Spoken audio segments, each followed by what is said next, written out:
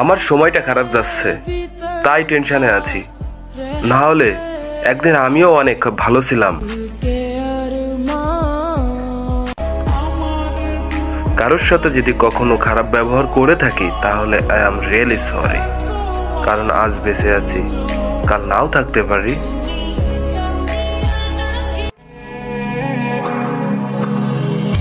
আমার জীবনে প্রতিটা সুন্দর জিনিস কেন না কোনোভাবেই হারিয়ে যায়।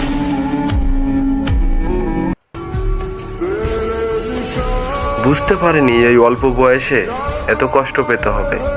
অনেক চিন্তা হয় আমার, সামনের এই লম্বা পথটা কিভাবে কাটবে।